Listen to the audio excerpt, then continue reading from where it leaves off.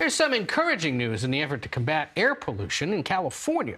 Some truck manufacturers have agreed to a deal to ban the sale of new diesel big rigs by 2036. The plan aims to kickstart the industry's transition to electric commercial trucks. According to the California Air Resources Board, the big rigs account for nearly 1/3 nitrogen oxide pollution in our nation's largest state, the Golden State, at least most populated. For more on this, Tim Puko is climate correspondent for the Washington Post, and he joins us now from D.C. Tim, what more can you tell us about this deal in California to phase out those diesel big rigs? Well, thanks so much for having me. It's a pretty big step. California has been pushing for new, more stringent rules for trucks. As you alluded to, they're a huge source of pollution in the transportation sector. We've seen electrification take over across vehicles of all types.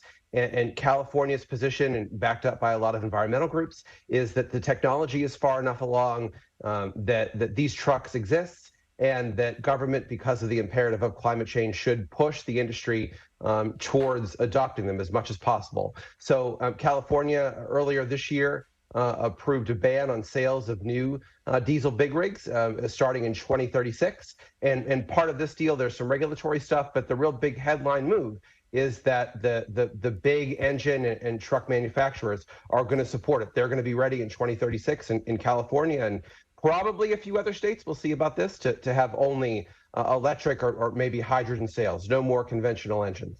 Hydrogen is really interesting. We don't talk a lot about it. So I have an electric car, and here's one thing that I learned.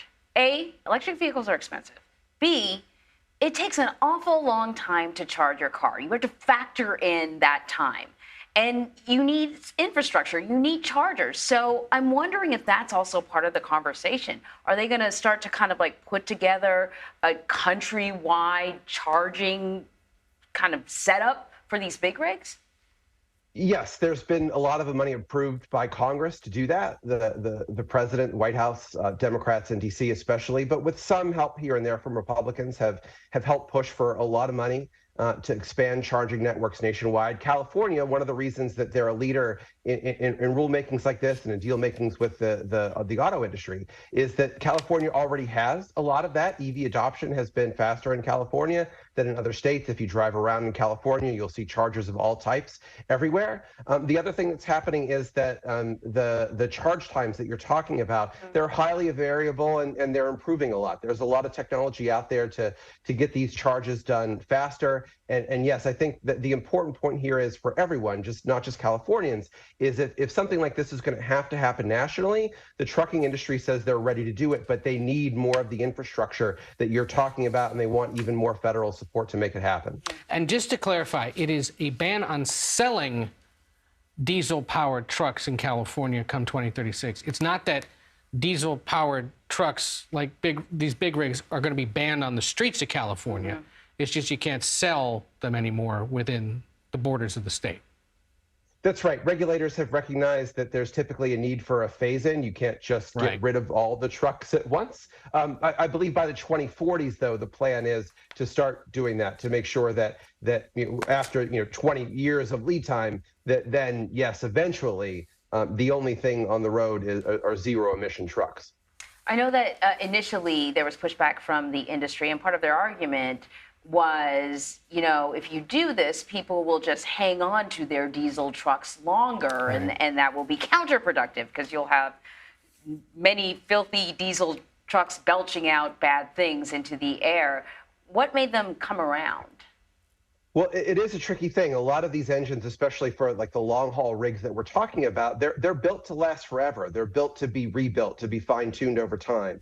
And so part of what California has done here is use its regulatory power to push the industry to break out of that cycle and to actually adopt all new trucks, all new technology. California has special provisions in the Clean Air Act because they were doing environmental regulation even before the federal government was. And so under those special provisions, they often get permission from Washington. They can do this. It's written into law to have rules that are more stringent than what Washington is requiring for the rest of the country. And there are a lot of other typically liberal-leaning states that will have the power also to adopt whatever rules California has. So California has used that power to kind of say, well, hey, we're going to make even stronger rules. The trucking industry, what they want the least, and this is true for many automakers, is different rules in California from different rules of the rest of the country. And if they know California is heading in one direction, California can kind of push them. Well, let's make a deal. California is giving up things here. There will be